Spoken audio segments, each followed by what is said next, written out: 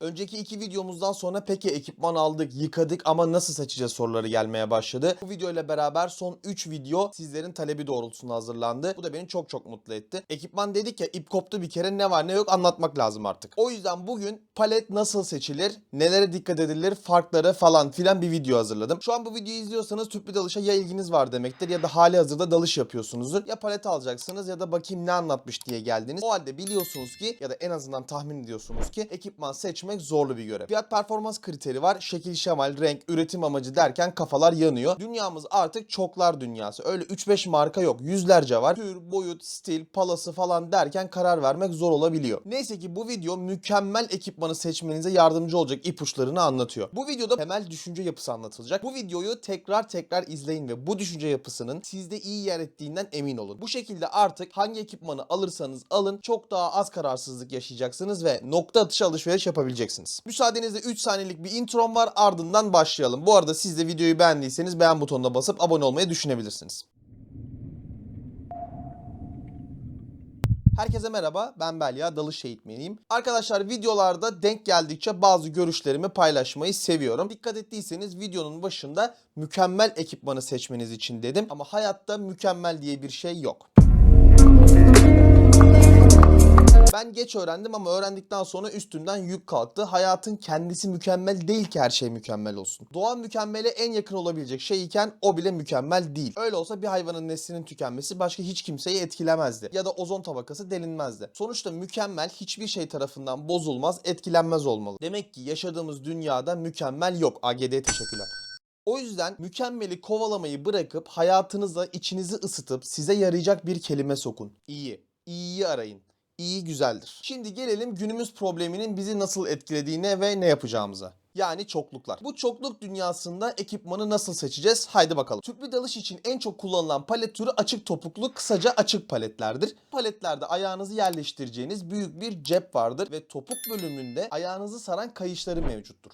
Bu kayışlar bazı modellerde yay, bazılarında lastik, bazılarında ise tokalı. Açık palet ayarlanabilir palet demektir. Farklı boyutlardaki ayak yapılarının kullanımına uygun olduğu için beden kalıbı olarak da daha geniş bir kitleye hitap edebilmek. Bir diğer palet türü de yazın tatile gittiğinizde marketlerden aldığınız paletlerdir. Kapalı topuk, kısaca kapalı palet. Zaten ismi farkı anlatıyor. Bu paletlerde ayağınızı tamamen saran, ayakkabı gibi ayağınızın tamamına yerleştireceğiniz bir cep bulunuyor. Ayağın tam oturması amaçlanır. Daha ılık sularda kullanılmaya uygundur. Bunun dışında ikiye ayrılan bir diğer konu pala kısmı. Buna kanat veya yüzgeç de denebilir. Bölünmüş kanatlara veya işte palaya sahip paletler görece yeni bir türdür ve bu itme kuvveti oluşturmayı bu bölünen palayla yapar. Aslında iki yeni palaya da yüzgeç oluşturmuş oluyor. Sürtünmeyi azaltmak için tasarlanan bu paletler uzun mesafe yüzmeler için ideal olarak bilinir. Şimdi palette aranacak, özellikle tüplü dalış için palet seçerken göz önünde bulundurulması gereken birkaç özellik var. Onlardan bahsedeceğim. İlk olarak malzeme dikkate alınmalı. Kauçuk, plastik veya kompozit malzemelerden yapılmış paletler farklı şartlarda ve seviyelerde konfor, dayanıklılık ve performans sağlar. İkinci olarak paletin palası ve ayağınıza oranı. Üçüncü olarak ise paletin uzunluğu, özellikle palanın uzunluğu. Daha uzun ve sert pala daha çok güç ve itiş gücü sağlarken daha kısa ve yumuşak palalarda manevra kabiliyeti, yüksek performanslar alınır. Son olarak palet stili yapacağınız dalış türüne göre seçilmelidir. Farklı palet stilleri yüzme, şnorkel ya da serbest dalış gibi amaçlar için tasarlanmıştır.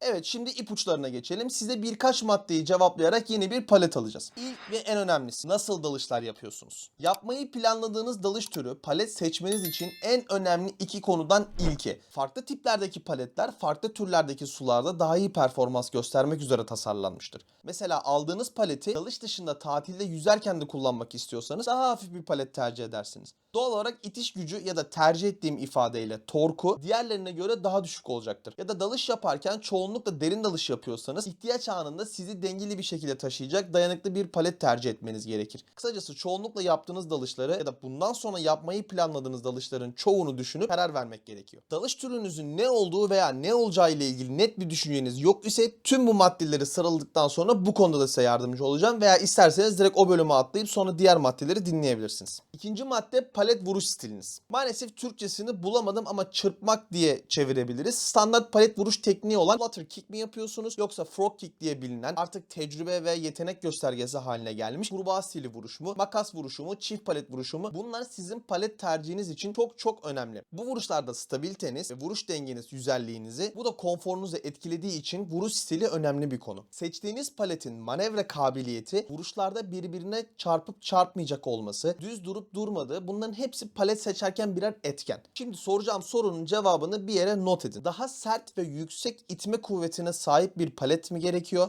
Yoksa daha iyi bir teknik kullanarak kısa, güçlü bacaklar için tasarlanmış paletler mi sizin için daha uygun? Bu soruların cevapları anlatmaya devam edeceğim maddelerle bir araya geldiğinde aradığınız palet ortaya çıkacak. Bu soruların cevaplarını bulmanız lazım. 3 numara beden. Paletlerin tasarımları gereği ve markaların beden ölçütleri farklıdır. Ayağınız için uygun bir palet seçtiğinize emin olun. Her zaman numarayla veya standart bedenleme kalıplarıyla palet olmuyor. Benim kullandığım paletin ölçüleri small, medium, regular diye gidiyor. Paletin tasarımı, işlevi, malzemesi falan harika olup ayak cebi küçük olursa katlanırım ya diyebileceğiniz bir durum olmuyor. Şimdiden söyleyeyim, en fazla 5 dalış dayanırsın. Dalış ekipmanı alırken en büyük problem mağazada üstünüze uygun gibi görünen ekipman suda öyle olmayabilir ve bir kere suya sokarsanız artık iade edemiyorsunuz. Peki palet ayağınıza nasıl oturmalıdır? Cevap tam oturmalı olacak. Palet seçmenin spor ayakkabı seçmekten çok bir farkı yok. Sporunuza göre ayağınıza tam oturmalı. Yapacağınız spora ve o sporu ne kadar yapacağınıza göre seçmelisiniz. Çok gevşek olması ayağınızın paletin içinde hareket etmesi demektir. Bu da paleti kullanırken harcadığınız enerjinin bir kısmının boşa gitmesi anlamına gelir. Boşa yorulursun. Ayrıca sürtünme katsayısı artar. Dalış güvenliğini bile riske atma potansiyeli taşır. Doğru boyutta bir palette patiğinizi giydikten sonra 2 parmağım daha olsa ayağım sığmazmış demeniz gerekiyor. Komik ama yardımcı olacak bir cümle size. Eğer çok küçük ya da dar bir palet alırsanız bu ayağınızı yanlardan sıkar ve hatta uyuşmasına bile sebep olur. Paleti verimli kullanamazsınız çünkü sizin vücudunuza göre o palet küçüktür. Sizi taşımak için her seferinde daha fazla güç uygulamanız gerekir. Küçük bir arabanın maksimum yükte bir yerden bir yere gitmesi gibi. Boşken rahatlıkla ilerleyen araba yüklüyken basit bir yolu gitmek için bile daha fazla güç harcar. Keşke bu örnekleri bir yerde toplasam, eğitmen kursunda veya sınavında çok işe yarar. Satarım. 4 numara paletin palasının malzemesi. Paletin yanları, ayak cebi vesaire buralardan bahsetmiyorum. Paletlerin palaları bazen yekpare kauçuk veya işte aynı malzemeden her neyse. Bazen sert plastik ve kauçuk kanallar. Bazen de tüm palet yekpare materyal oluyor. Bu sebeple palasının malzemesine dikkat etmek palet seçerken aklınızda bulundurmanız gereken bir konu. Aynı zamanda bu materyaller paletin ömrünü de size ifade eder. Daha yumuşak malzemeler daha da hassas bakım isterken aynı bakımı verdiğiniz iki palet arasında yumuşak malzemeden palaya sahip olan daha erken ömrünü tamamlayabilir. 5 numara fiyat performans. Fiyatı yüksek ekipman iyidir ya da ucuz ekipman çok kötüdür diye bir şey yok. Belirli sınırların dışında bu doğru olabilir ama doğru bir tavan ve taban fiyat belirlediğinizde pahalı olan iyidir demek olmaz. Her seviyeye ve her bütçeye uygun paletler bulunmaktadır. Markaların fiyat politikaları ve üretici ülkelere göre fiyatları değişkenlik gösterebilir. Bu sebeple çok iyi bir paleti uygun bir fiyata da bulmak mümkün ama yine de fiyat performansı araştırmakta fayda var. 6 numara yorumlar. 5. madde olan fiyat maddesini tamamlayan bir etmen. Ürünlerle ilgili yorumları okuyun. Tanıtım videolarını izleyin. Bunlar dışında önceki videolarda bahsettiğim en iyi ekipman seçme yöntemi olan etrafınızda o almayı düşündüğünüz ekipmana sahip olanlardan rica ederek deneme şansınız varsa denemek en iyi yöntem. Eğitmenlerinizden bu konuda tavsiye alabilirsiniz. Yani yorumlar sizin için aydınlatıcı değilse eğitmeninize yorum atabilirsiniz. Daha çok ekipman görmüş geçirmişliği olduğu için size daha net ışık tutabilecektir. Eğitmenlerinizle iletişimi sıkı tutun. Şahsen ben hala öyle yapıyorum. Bonus birkaç tavsiye vermek istiyorum. Maddi durumunuza göre uzun vadeli bir palet almaktansa orta vadeli alıp değiştirebilir ve dalış kariyerinizi 2 paletle götürebilirsiniz. Örnek olarak diyorum, yani kaç palet kullanmak istiyorsanız kullanın tabii. Ya da kısa vadeli bir palet alıp dalıcı profilinizi oturtup ve yaptığınız dalışları daha iyi anlayıp sonrasında uzun vadeli bir palet alabilirsiniz. Bir diğer bonus, harcamak isteyeceğiniz güç, çaba. Aslında bonus olmayacak kadar kritik bir parametre. Ben her palet vuruşta çok enerji harcamak istemiyorum. Daha tatlı tatlı ilerleyeyim diyorsanız başka, daha az vuruş yaparak her vuruşta süzülerek ilerlemek istiyorum diyorsanız başka palet gerekiyor. Havada kalmasın, az çaba harcamak istiyorsanız ayrık paletler mesela örnek olabilir size. Hızlanma süresi kısa olsun diyorsanız daha sert paletler tercih etmeniz gerekiyor. Paletlerde bir açı olayı var. O paletler ayrıca vuruş kolaylığı sağlamak için olan delikler palet vuruşunuzun reboundundan enerji azaltacağı için sadece ilerleme gücünüze katkı yapar.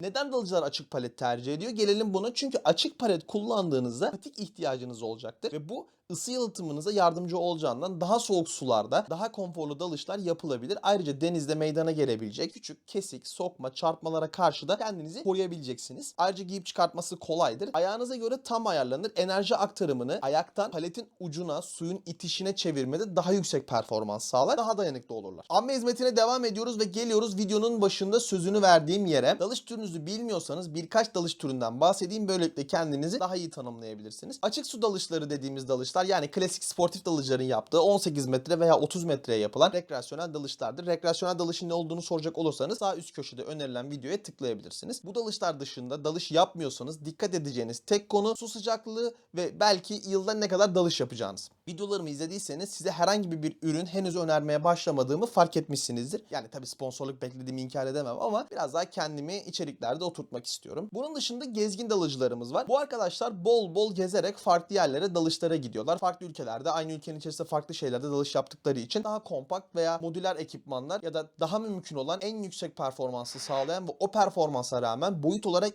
en küçük taşınabilir ekipmanları tercih ederler. Belki ileride bir videoda Traveler tarzda bir ekipman seti oluşturabilirim. Teknik dalışlar var bir de. Burada karışım gazlı çok tüplü dalışlardan bahsediyoruz. Aslında bunun da bambaşka bir listesi var. Ekipmanlar bu dalışlarda epey değişiyor diyebilirim. Dayanıklılık ve performans had safhada aranırken boyut ve tasarım ikinci planda olabiliyor. Bir de açık su dalıcısıyla teknik dalış arasında kalan, ki ben kendimi oraya yerleştiriyorum. Yani artık bayağı ilerlemiş, kendini geliştirmiş veya geliştirmek isteyen dalıcılar var. Açık su dalışları için kullanılan ekipmanların en yüksek seviyedekilerini arayan, hatta yer yer teknik dalış ekipmanlarına kayan ara bir tip var. Bu tipe bir isim bulmak lazım. Önerileriniz varsa yorumlara bekliyorum. Birlikte bulmaya çalışalım. Evet sayın izleyicilerim, palet seçerkenki konuların en kritiklerini sizler için sıraladım. Şöyle yaparsanız böyle diye anlatarak size balık verebilirdim ama malumunuz eğitmen olduğum için balık tutmayı öğretmek istedim. Biraz da sizin araştırmanızı istiyorum. Örneğin palet açıları, vuruş hazır olma muhabbeti veya işte başka şeyleri siz de araştırın. Böylelikle o bilgi sizde yer edecek. Bu videoyu tekrar izlemenizde fayda var. Ekipman alırken aynı kriterleri tüm ekipmanlara uygulayın. İstediğiniz ekipmanı bulmanızı sağlayacaktır. Buraya kadar izlediyseniz bir beğeniyi hak etmişim diye düşünmekteyim açıkçası. Abone değilseniz abone olmanızı çok isterim. Kendinize iyi davranın.